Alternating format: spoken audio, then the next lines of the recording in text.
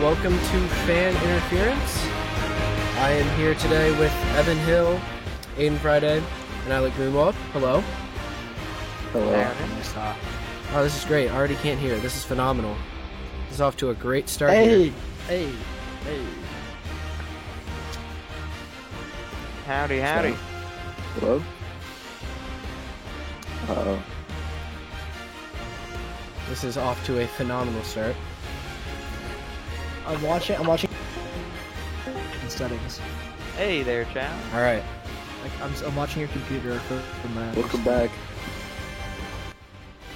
This is Welcome fun back. What is up? Before we start, just want to say this is the first run through. We haven't really given this much test, so if there are issues, like I think there might be one right now, Oh no. we will. Can you hear us, Tyler? Can the stream hear us? All right. They can hear us, man. The music is a bit loud. Alec, okay. So I actually can't hear Cody, I Discord. woke This up. is amazing. Great start to this. Oh no, Chow. Okay, we're good. There we go. I don't know. Hi. How are Hi. you? It's my headphones. They suck. Okay. We good? We chilling? We are good. We chilling. Welcome to Fan Interference. Today, we are going to be talking about the NFL playoffs as a whole, mostly the Super Bowl as it's coming up in a few days, and we'll be talking about the awards that are coming out, mostly the MVP, Offensive, Defensive, Rookie of the Year, and players. And if you want to, you can actually leave questions in the chat. We have the chat up in the middle of the screen. If you leave questions, we will answer them as we go along. We don't know how long this is going to go, but this is the first run-through of the new Fan Interference. So if anybody has anything specific they'd like to start with, we can do that. If not, anybody? I don't see many. I'm sure this is football. We're gonna focus on football. Yeah, today. Kyle, football. But if anybody here in the call would like to start us off, or if you have anything Alec, you would like to start let's us off start with, or with- I can just get us right into it. Alec, let's What go do you go with some into, Chow? MVP arguments. All right. We will start with the awards. So, your MVP picks here. There's a couple bigger ones. Also, Denny, if you could tell me how audio is, that'd be great. A couple obvious picks early are Aaron Rodgers, Josh Allen, two of the big ones. Josh Allen with a big breakout season this year. What do you guys think for the MVP race? I want to hear Alec Greenwald, resident Packers fan himself, talk about his candidate. Alec, who's your candidate, my guy? It's too fucking easy, dude. He's a bad man. It's got to be A-Rod, man. You know, he drafted a successor. He's got no first-round wide receivers, and he did some work. 48 touchdowns on the season. It's Aaron Rodgers. I just can't see anyone else. Patrick Mahomes could be up there, but he threw off the bed at cliff at the end of the season, only winning by games by like one touchdown. Aaron put teams in the dirt. He put that number one defense in the dirt in the playoffs. And it's Aaron. It's gotta be. Anybody I'm with have- Alec okay. big time. Alec is totally right. Aaron Rodgers, he's, in my opinion, one of the best to ever do it in top 5, top 3, honestly maybe the best to ever do it. His skill sets are unmatched. At the ripe old age of 37, he still has had enough to almost eclipse 50 touchdowns in the COVID season with no preseason, pretty much. It's just such an impressive season from him, something that we're so used to seeing. His second career high in completion percentage, 70.7% in his 15th season in the NFL. That is just remarkable. I just cannot wait to see what he does next year with an improved offense, hopefully under Matt LaFleur, where they hopefully use some draft picks on him and not to replace him. I think that Rodgers had one of the best seasons you'll ever see from a quarterback this year, and I cannot wait to see what he and LaFleur can come up with next season with more weapons when they hopefully can recommit to Aaron Rodgers. I agree with Aaron Rodgers. I do think that he will win the MVP, and it's very deserved. It's very deserved. I will say that. But I think that the overlooked candidate is Deshaun Watson. I think Deshaun Watson was the most valuable player this year. I understand that he didn't have that success, but he led the league in passing yards. He averaged over 300 yards a game. He averaged 8.9 yards a pass. He had over 70% completion. This is with Brandon Cooks, a washed Brandon Cooks as your number one receiver. Will Fuller is gone from PEDs. He doesn't really have a tight end. His run game isn't amazing. His O-line is bottom 500. While Aaron Rodgers has the best O-line in the league in Devontae Adams. Okay. And I mean, I do get that a lot. I mean, Deshaun Watson obviously in a bad situation once out of Houston right now.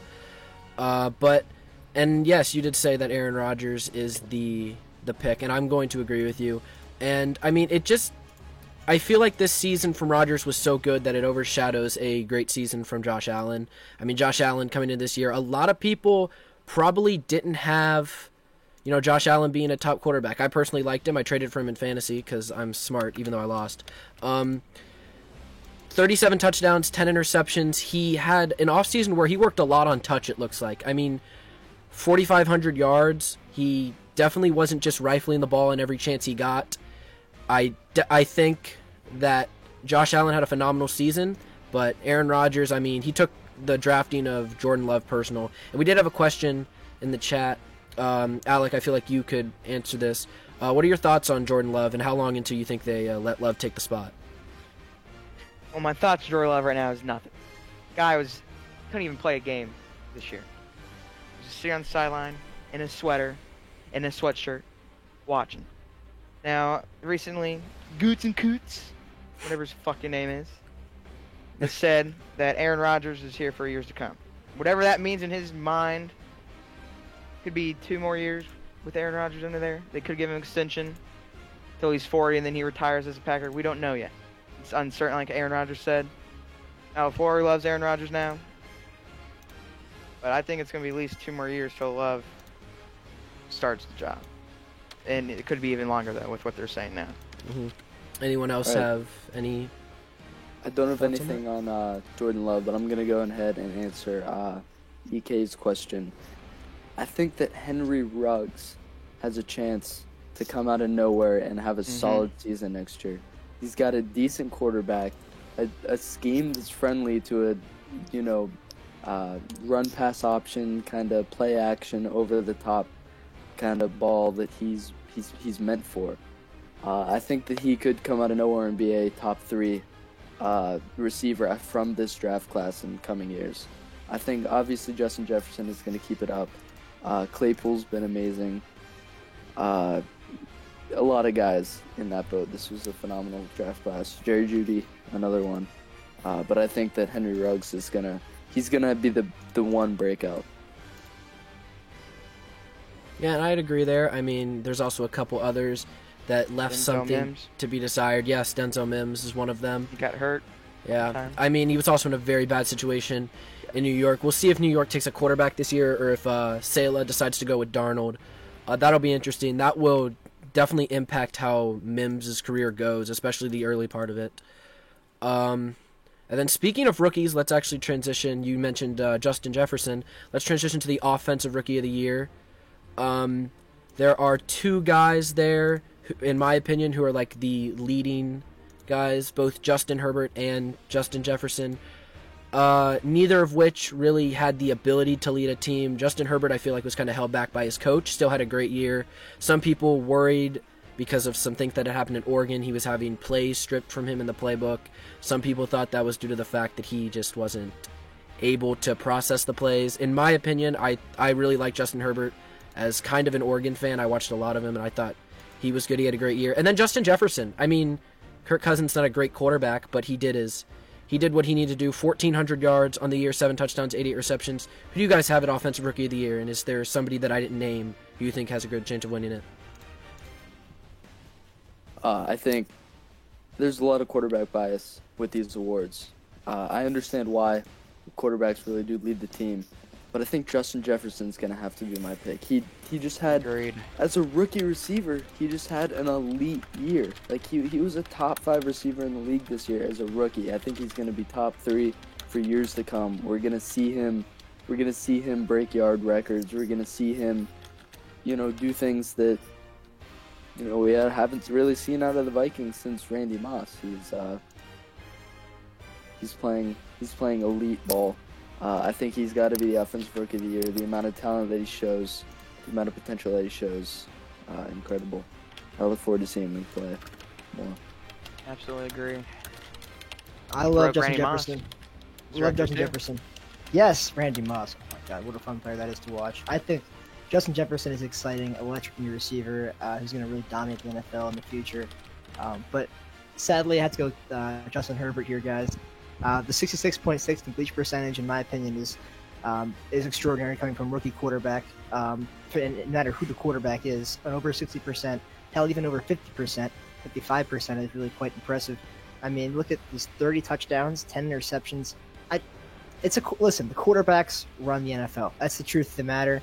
I understand that Justin Jefferson is one of the best players in the NFL right now, and is certainly one of the best rookies in the NFL right now. But you cannot overlook the quarterback position.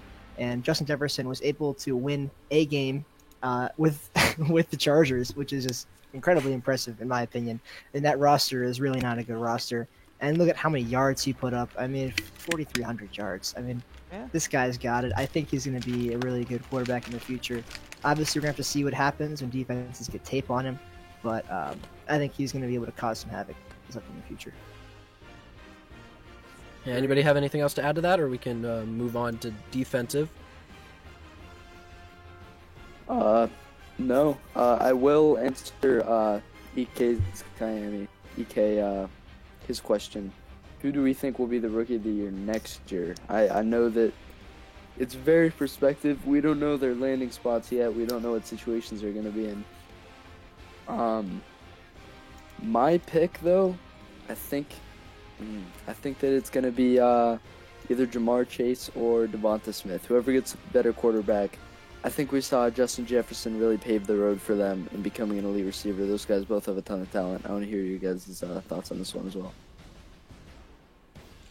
For rookie of the year next year? Yep. I just think it's a bit too early, you know. You got to see where they land. You got to see how it is, you know. Yeah, I agree. Trevor Lawrence is obviously the favorite.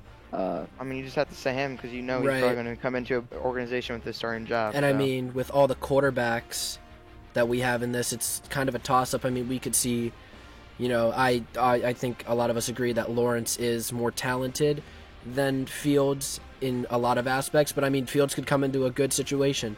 Maybe Denver makes some signings, because we thought they were going to be good last year. Maybe Denver makes some signings, they trade up, they get Justin Fields. Justin Fields in Denver with a healthy defense and a healthy Cortland Sutton will probably be better than Trevor Lawrence with what he has in Jacksonville right now. So if that were to happen, it's going to be tough. We have to see these landing spots, and with a lot of quarterbacks like we have this year, it's just even harder. Yeah, I really have no clue. I mean, let's be real, guys. We haven't had a draft yet. I was working on a combine this year, even. I mean, you really have no idea. The offseason not fully played out yet. We don't have much. I can't go think about it right now. Exactly. And Zach Wilson, of course. For Matthew Denny's question. Yeah. I would take Zach Wilson as well. Yes, I You've agree. seen Ohio State quarterbacks do great in the NFL? No. You see him dominate the that's true. XFL though. Yeah. Cardale Jones. Cardale Jones the ghost. All right, besides the GOAT. Yeah, Justin Fields feels very, very one-dimensional in his passing talents. I think that I'm going to have to take Zach Wilson. But, of course, anything could change. You never know. Mhm. You never know. All right, let's move on to the defensive rookie of the year. For me, there were two guys. There's a third one also that you could maybe, but I have it between two guys. One of them being Chase Young, number 2 overall pick in the draft. Had 7.5 sacks this year, forced 4 fumbles, a lot of strip sacks, which is something that he's very good at. The other guy I had was actually Patrick Queen of the Baltimore Ravens. Ravens had a great defense this year, and he had 106 tackles, or total tackles, pick, 3 sacks. So good year for him at linebacker. And then my other one is Antoine Winfield from Tampa Bay. He's playing in the Super Bowl. That defense helped get Brady to his 7th Super Bowl, or trying to win his 7th Super Bowl, his 10th total. And I mean, 3 good guys. I mean, a lot of people thought it could be Chase Young, and I do see Kayemi's question. Yeah, I think Jeremy Chin's there too. He had that game where he had 2 touchdowns in like back-to-back plays, 2 fumble recoveries. I think he had a lot of success on a below-average Carolina team, but I think he's just not quite there with the other 3. So what are you guys' takes on this?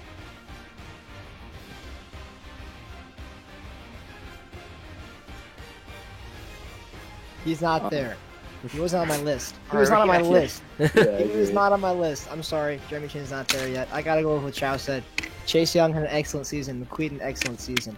I mean, come on, just Chase Young. I mean, the stats speak for themselves. Like, come on, this guy's insane. Like, I don't know. I don't know what to say. The guy had an excellent season. I mean, 7.5 sacks from rookie position, 4 forced fumbles, 4 forced fumbles, a defensive line position, and that's impressive. I don't know how you can go anywhere else. with this pick. Agreed. It's I tough agree. to go against I mean, him. Yeah. I don't like taking, the high draft picks. I want to see a guy who comes out of nowhere, works hard, maybe not in the best situation, maybe doesn't get all the starting reps, but puts numbers on the board. But there's no arguing with Chase Young's dominance this year. He's going to be getting a lot of sacks in years to come. Mm-hmm. All right, so with that, then we can move on to the defensive and offensive player of the year. For defense, I think we had a little discussion about this before. I think we all agree on T.J. Watt. 15 sacks, led the league in sacks, 53 tackles, 23 of them being tackles for loss, 2 forced fumbles, 7 pass deflections. I mean, he really did it all for a pretty good Steelers defense. They started the year 11-0, take that as you will, but they were a very good defense. They dealt with some injuries down the stretch, which definitely hurt them. But Watt had a great year, and I think he's the Defensive Player of the Year. If you guys would like to add anything, or if you had somebody else. I agree with that one. Yeah, I I don't think there's much of an argument here, honestly. I also had Watt. We all had Watt for this one, but it is very important to note how they had Bud Dupree on the defensive line, another awesome edge rusher. So it does make a question: how much was T.J. Watt's success really from himself, or how much was it from being a part of an excellent team? And But then again, having an excellent team is not something that should hurt you. So Right. I think that Watt had a great season. He deserves the award. But Buckner and Garrett, and even Donald are right there. and I think we could talk to Evan about this because Evan is a Steelers fan. You watched the Steelers play after Bud Dupree went down with injury. Did it seem like Watt slowed down at all, or was he still at his dominant force that he was with Dupree? I do think a little bit, but then again, without Bud Dupree, we weren't blitzing 5, 6, 7 as we did sometimes earlier in the season. We didn't have the same faith after we lost a ton of middle linebackers and things like that. There wasn't the same confidence with the Blitzburg scheme. It'll be really interesting to see after training camp. So Bud Dupree is a free agent entering this offseason. I'm not sure if the Steelers will have the money to re-sign him or not. If they do not, it'll be very interesting to see early in the season how that'll affect the schemes. Yeah, I agree. I mean, Bud Dupree, a big part of that Steelers defense, but having 2 great ends like him and then T.J. Watt is just tough. But for Offensive Player of the Year, there's a little more range we have there. There's 3 guys that I have, but I want to hear what you guys have for this award. I have Derrick Henry number 1. I mean, the guy got 2,000 rushing yards in the season. It's just crazy. Could put him in the MVP race, but it's favored in quarterbacks. And then I have Diggs and Adams tied at 2, and that's who I have the top 3. They just had You the would best. have Adams there. You would have Adams. Guy missed 2.5 games and also got 18 touchdowns. So That is true. just separation. But Derrick Henry, it's got to be Derrick Henry. I couldn't see who Yeah. else it could be. Obviously, Derrick Henry just had a phenomenal year. But I do think that there's an argument there for Stephon Diggs. He led the league in receiving yards. He had an exceptional year with Josh Allen. And he seemed to be the difference in the Bills' offense. They became an elite team the second he stepped in the building. He made that just immediate difference. I think that there's a serious argument for him. almost like an MVP type of player, but can't really compete in the MVP race. Exactly. I don't know. I mean, it's tough for receivers to compete in that just because, I mean, you can make the case like, oh, it's the quarterback finding them and getting them open. But And, Josh Allen, a lot of his MVP race might have been attributed to Stephon Diggs. So, yeah, very, very interesting argument. I think Stephon Diggs had an amazing year. we had a comment and a question. Tyler said that Xavier Howard had a good year. He did. I mean, I didn't expect him to be a number one after they signed Byron Jones, but he really had a good year. Was it good enough to beat Watts is the question. I don't think it was. I mean, I didn't really take down Howard's stats, but I mean, I know I watched him play a little bit. We played them. He was really good this year. He was taking away a lot of number one receivers, and then having Byron Jones across from him, being able to take away the two threats on a team is really helpful for a Dolphins team who just missed out on the playoffs, tied for the 7th seed, just couldn't quite get in. Yep, He's incredible. Yeah, and then 10 picks is Evan very asked, "Who do you think will win the Walter Payton Man of the Year?" I know Evan has a great answer to this question. I don't know who will win Walter Payton Man of the Year award, but I do know that Myles Garrett will be finishing last, and that is not a question. Incredible. It speaks volumes about the Browns organization and team rooms that was their nominee. And I mean, we I'm don't not know. sure. He could be a great Rudolph. leader. Okay, let's be real. He could be a great leader. Come on, guys. Come on, don't kid ourselves. The Walter Payton Man of the Year award looks at two aspects, okay? Not just your off-the-field action and charitable giving, but also the on-the-field action. Look at his history the past 2 years. I mean, obviously, on the field, all the sacks, and 1-for-1 in the helmets. Come on. one helmet hit, and he made contact. Okay, like he's 1-for-1 in the helmet. I think he deserves the award. Great on-field performance. Obviously, there's a lot off the field for the team. He's a captain of the team. I mean, come on. Myles Garrett for Walter Payton Man of the Year. I'm totally on board with that. To be honest, I couldn't tell you who the other 31 candidates are, but I can definitely tell you that Myles Garrett is my pick. All right. I have no idea who it could be. I only know the Bengals one, and it's Geno Atkins, and he was out for the entire year, so. Yeah, he had a lot of time. It's very hard for us outsiders to really judge who's going to win and deserving of the Walter Payton Man of the Year award. Especially with the pandemic. Mm-hmm. And then the other award that we need to talk about is the Coach of the Year.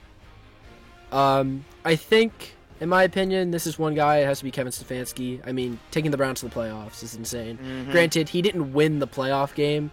In theory, he didn't. He was out with COVID. I have no idea if he was, communicating with the Browns. There's a chance he could have.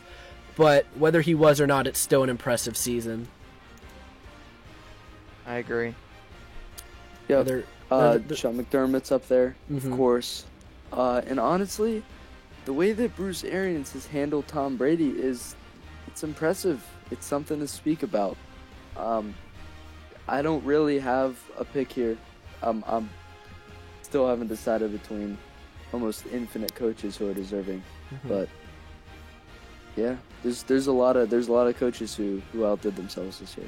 I mean, even a guy like Flores has to get some kind of look at. I mean, I know he didn't make the playoffs. I don't really know what that QB situation was with benching Fitzpatrick and starting Tua, which could have definitely messed something up. But I mean, that team wasn't great. They did add a lot of talent in the offseason, but I mean, not really a real run game.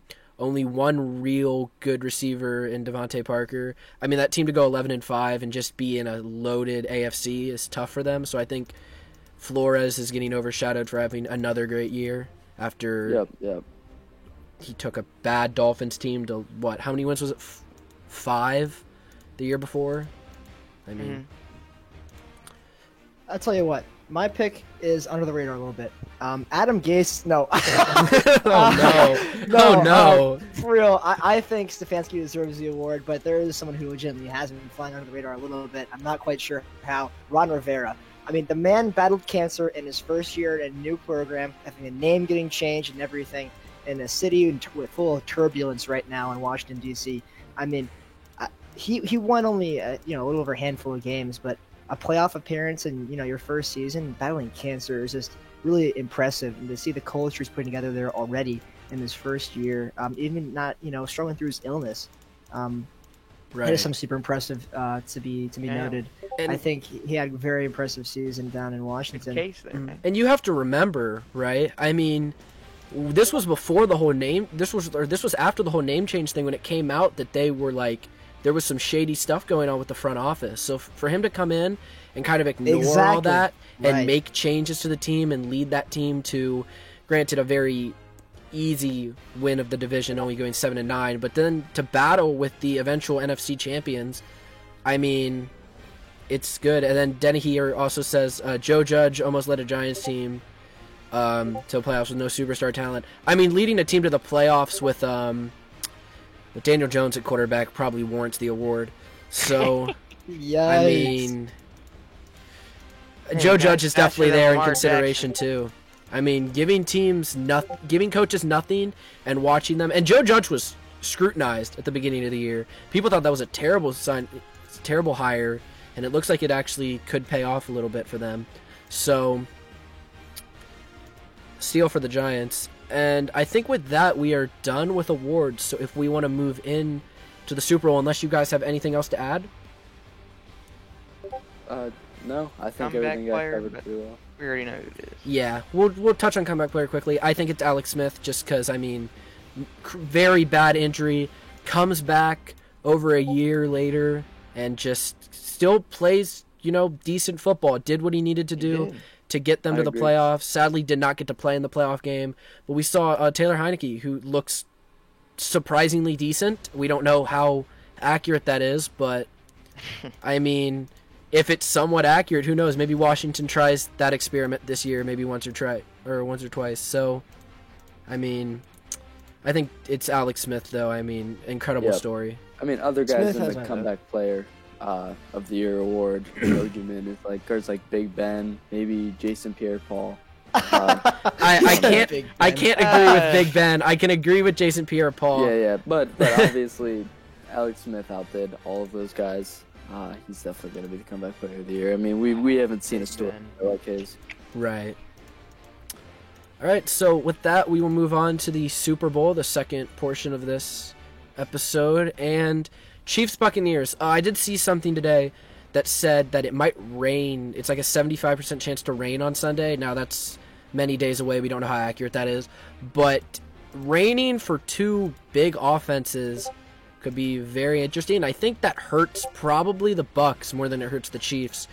But this game's going to be very interesting. The Bucs are the most complete team right now, in my opinion, just because the Chiefs, both their starting tackles are out.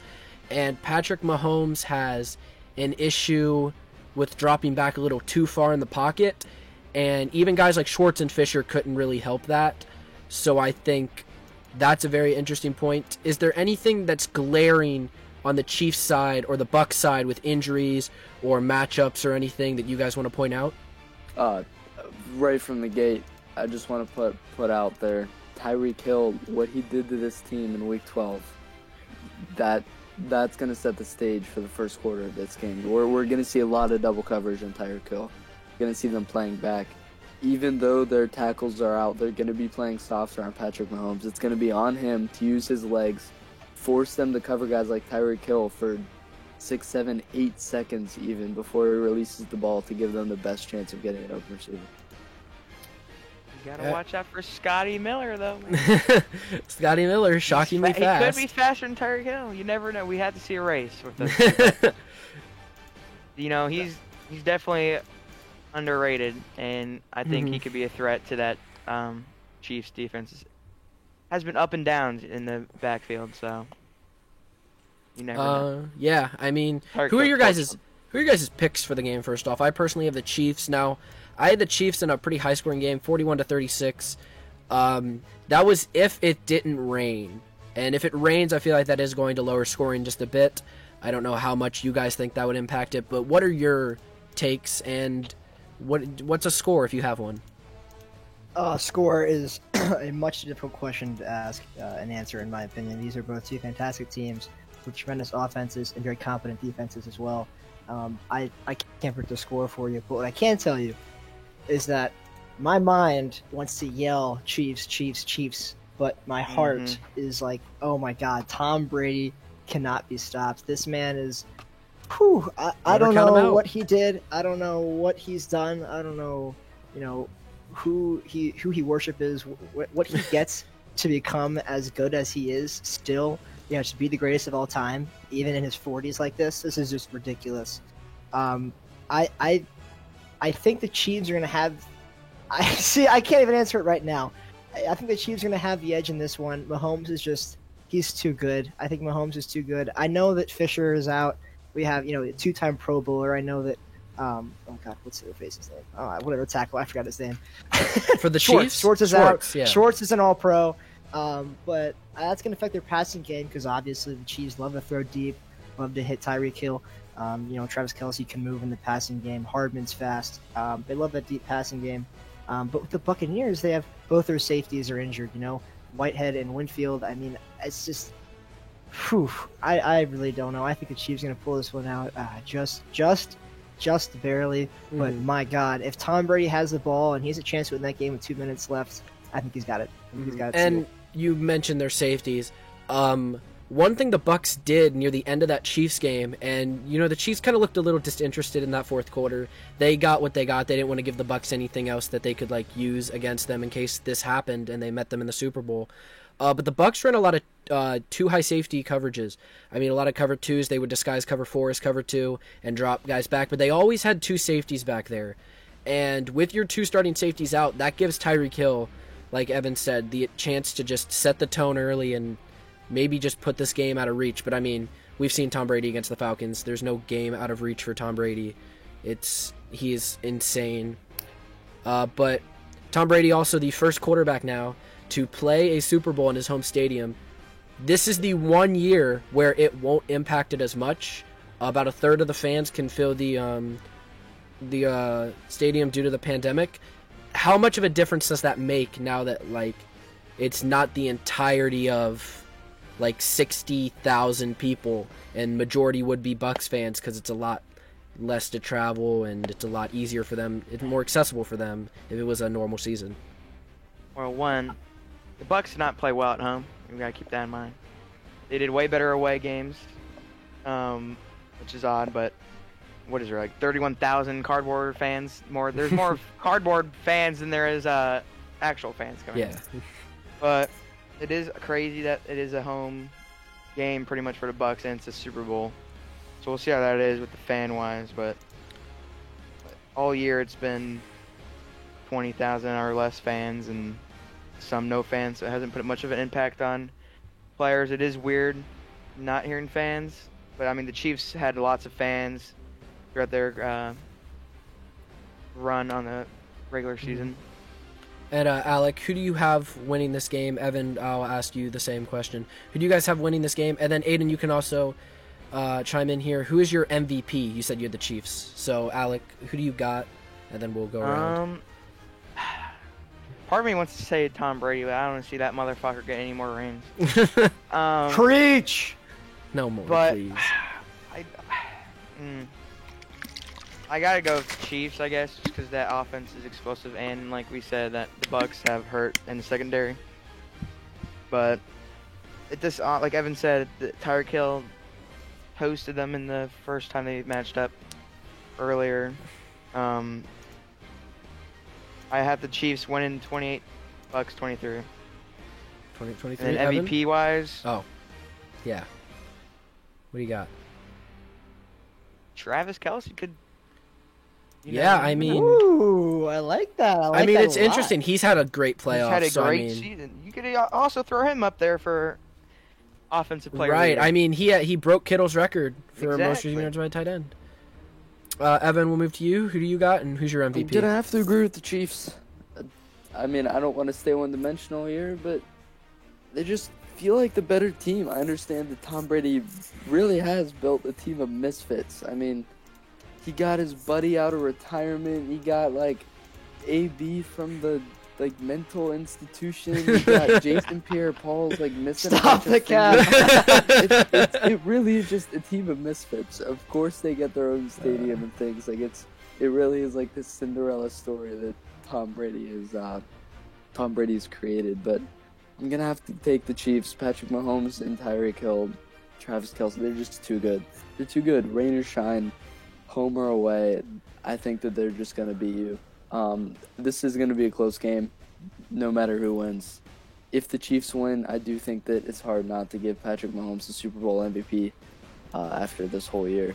But, yeah, I've got the Chiefs in this one. To touch on that last one, my MVP would probably be Mahomes, as a quarterback of the team. Mahomes. I find it very unlikely that anyone who's not a quarterback wins MVP unless Mahomes craps the bed, which is Right. entirely possible, or in case Kelsey, for example, pops off for 100-some yards and 2 or 3 touchdowns. But to touch on the home field advantage question, although there are no fans, it is incredibly worth noting that in COVID season especially, the trek down to Tampa Bay and all the different logistical issues involved with that is a huge factor in a game day preparation. I think the Buccaneers, with being at home, having control of your players, that few extra days, and being able to control what they do and the preparation for the game, and the Buccaneers will have an incredible advantage with fans or without fans, just in the fact that they don't have to worry about quarantines as much, and they're just going to worry about the logistics of travel and whatnot. I think that's really a huge deal in a Super Bowl, like a playoff game like this, especially in COVID season. Yeah, I'd have to agree. One thing that we did have a question earlier, since we're on MVP, who has a better chance of winning the Super Bowl MVP, Leonard Fournette or Clyde Edwards-Helaire? Playoff Lenny. Come on, let's be real, guys. Playoff Lenny. Yeah. I mean, that would insinuate that the Bucks, won. So do we think if Leonard Fournette has an amazing game, that's what propels the Bucks to a win here? No. I do. But you can go Personally, ahead. You got it.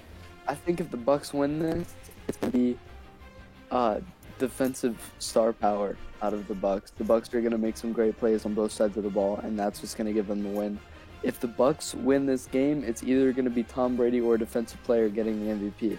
But if the Chiefs win it, there's far too much talent on offense to just name one player out the gate. Tyreek Hill torched them in Week 12.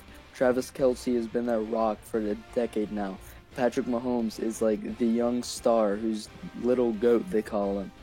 I think that there's a gap. If Clyde Edwards-Helaire can string together a couple touchdowns, 100 yards, make some big plays on the TV screen, you could see him being the MVP.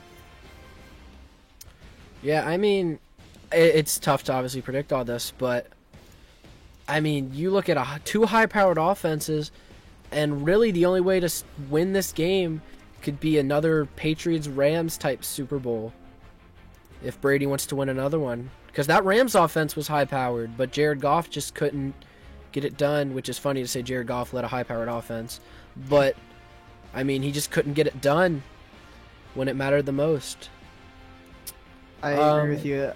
I agree with you with that one. I think with Leonard Fournette, if he has an impressive game, if he puts up a few hundred yards, or not a few hundred, 100 yards and a touchdown or two on the ground, with the Chiefs' offense, of course, with the Buccaneers having 2 safeties out, or probably out, it will be really hard to see, really interesting to see how the Chiefs do on offense. But also, if the Buccaneers can control the clock with Fournette, and the Chiefs don't have their starting tackles for the game, that will really affect that deep ball. And I just don't know how powerful the Chiefs can still be, and how impactful and how quick they can score if the Buccaneers manage to put together, a 40-minute time of possession game with Fournette. Agreed. Yep. See, that's where I disagree. I think that even if that happens, the Super Bowl MVP will likely go to Tom Brady still. He will, if they have 40 minutes of possession time, he will find a way to throw for over 250 yards and a couple touchdowns. Which will be enough. Yeah, I see what you're saying. Yeah. Stringing off of Tom Brady, I don't know if you guys pay attention to betting odds much. So my favorite prop bet is over or under Tom Brady rushing yards at 0.5. Is it actually 0.5? What would you Ooh, guys I like take? that. Is it actually 0.5?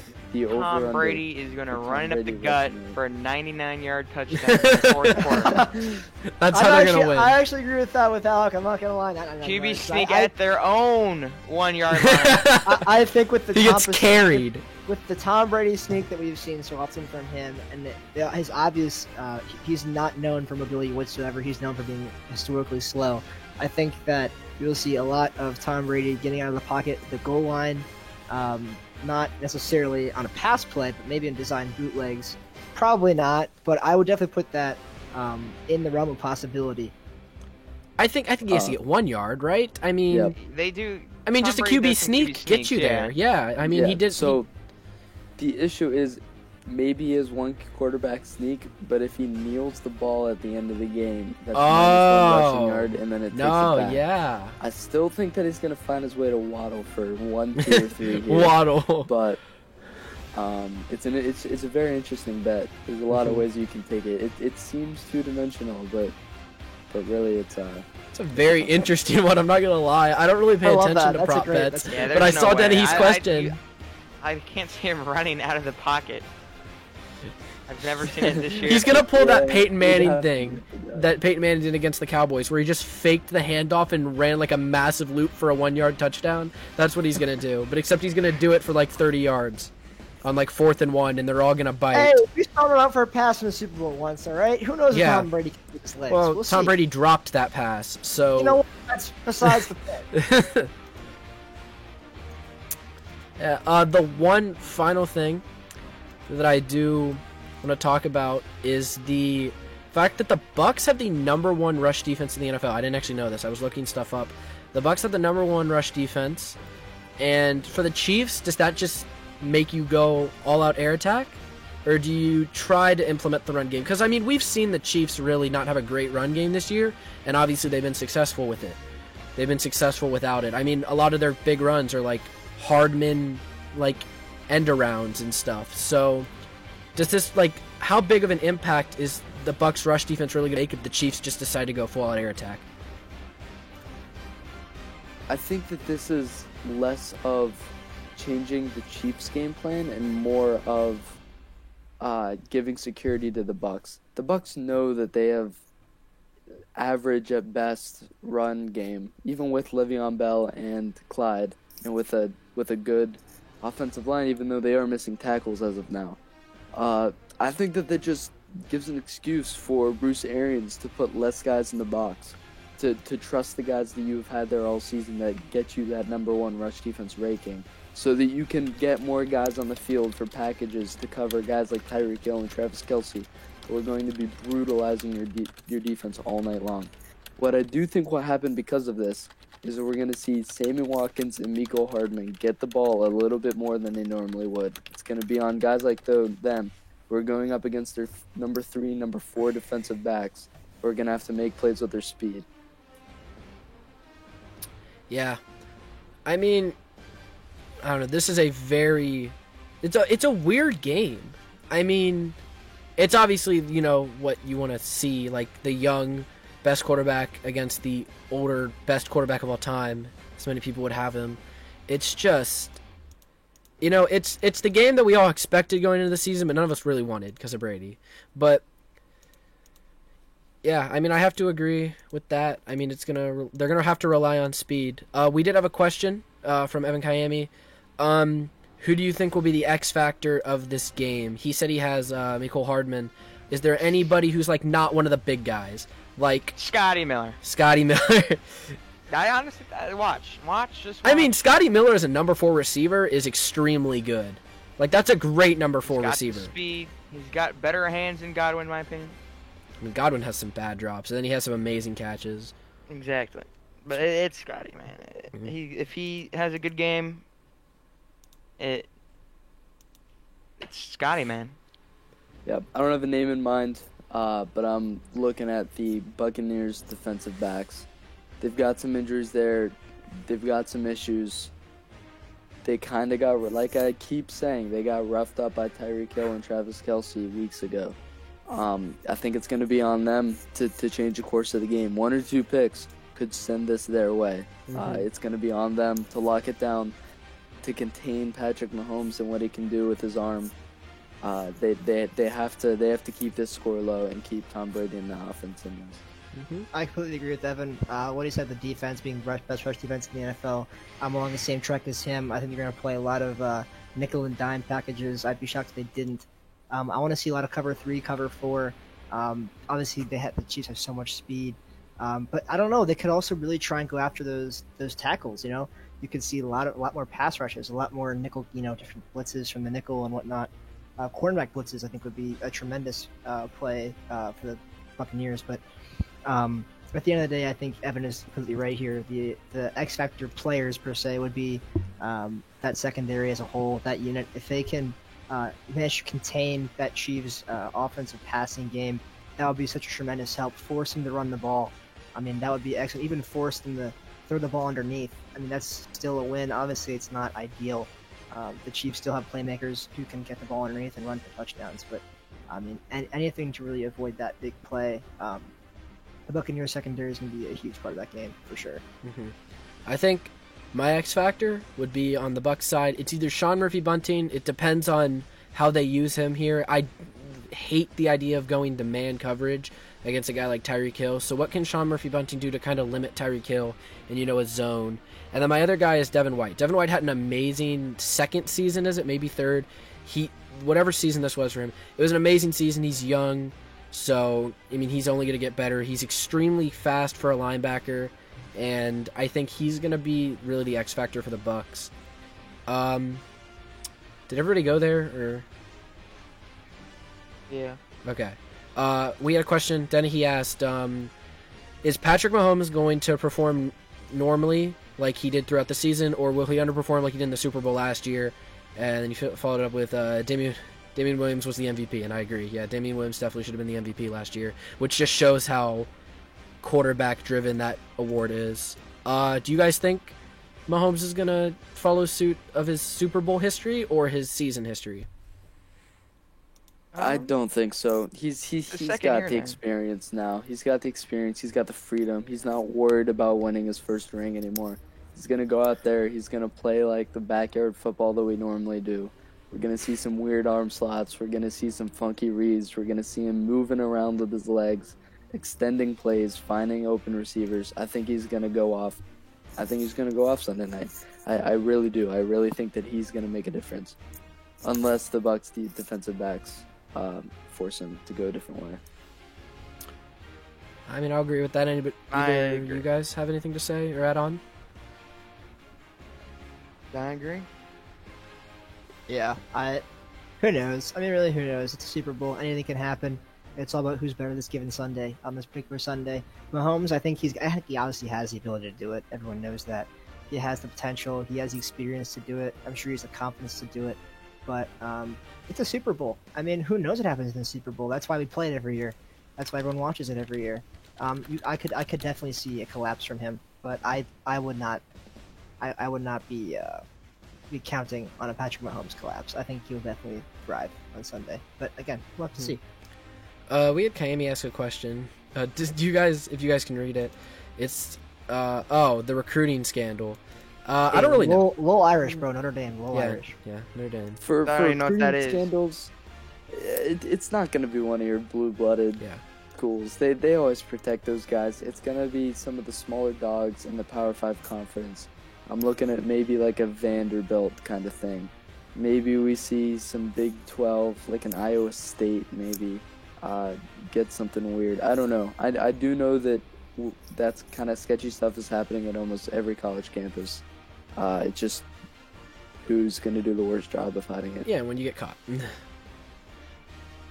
All right. Do you guys have anything else to add in general, or do you think we are good? Go Defenders, baby. XFL. Please bring the XFL back. Please bring it back. Shit Hey, was weird. all I'm saying is after this game, if Tom Brady wins, Tom Brady loses, I don't want to hear any crap about Belichick made Brady or vice versa. Football is a team game. You need good coaches to win. You need good players to win. You can't win with overall bad talent. You can't win with bad coaching. So Both I hope incredible everyone remembers that. at their I hope job. everyone remembers that on Sunday. These guys are the best at their position. There are only 32 quarterbacks who can play number one in the NFL. I mean, just make sure you guys remember that and have fun watching the game. It's a Super Bowl. Yeah. I mean, if you don't root for one of these teams, just hope it's a classic. I mean, Mahomes versus Brady in the Super Bowl this time instead of the AFC Championship. So, just hope it's a really good game. Yep, I definitely look forward to it, and I look forward to this offseason too. A lot of movement could be happening. Oh yeah. Hopefully the Bengals get some alignment. Also, frick Brady. I hope he loses. Yeah, I hope Brady loses too, but really I need a good game here. TB12. I need a good game. It would here. be the story that if Brady wins, it would make sense, kind of. Oh, do you Yeah. guys think he's gonna retire if he wins? I think there's no chance. I don't think there's No, I don't think he has to stay. He wants to still play till he's playing no 45 matter plus. what. He said. Yeah, he wants to keep playing. He said he's If having he fun. loses, Gronk that's said he's even having more. fun because they're not playing for Belichick. I mean, If they lose, I think he has more chance of retiring. But if he wins, he's fucking going. He's still. if he going. wins, he knows he still has it. If he loses and he has a great game, he knows he still has it. I mean, even if he has a bad game, he knows he could stay in the league for 2 or 3 more years and just still dominate the league. And just as long as he avoids injury like he has for a majority of his career, he'll be fine. This is like Peyton Manning, who couldn't throw a ball past 20 yards. That's Drew Brees. That's why Brees retired. It's Not true. right. Yeah. Isn't like, yeah. And that's why Drew Brees retired. That's not Brady. Brady knows he has it. Drew Brees should Brady's- have to sidearm. Yeah, Brees should have learned from Mahomes. But yeah, Brady knows he has it. Brady And, knows. Philip Rivers. Yeah. Oh yeah, you gotta develop the Phillip Rivers sidearm. I'm Oh, shocked he I'm retired, sorry. honestly. Another thing I completely forgot about that'll be fun to watch is having a crowd at all. Having half capacity in a stadium is Yeah. always fun to watch. Just, what kind of noise levels has to expect these guys. Because we've seen this season how having no fans in the stadium, you can obviously hear the communication a lot more. And these hard counts are a lot more fun and a lot more effective. But this will be an interesting twist to see how these guys can react to having noise in their face. Mhm. But that's all. Just last thought. Chiefs had fans pretty much their whole regular season, so. Yeah. Some teams started out with no fans and merge into having fans. I don't think it's going to affect people that much, to be honest with you. I agree. All right. I So, just want to hear Kermit, bro. is the slime coming back? Is that actually a thing that's happening for the Super Bowl? Is it gonna be on Nickelodeon? I I heard. pray to God, no. It's Den- slime. I'll disown the NFL. All right. Thank you, stream. Yep. We will see you soon. This was a good time. Stay tuned for weeks to come. Yep. There's I gonna don't be a know. Big pack opening. Really? Oh yeah, we have the big pack opening. About $500 worth of Panini contenders coming. The So aim. Whoa, what? I didn't No- hear about this. okay, I'm What? half of it. Alex half of it.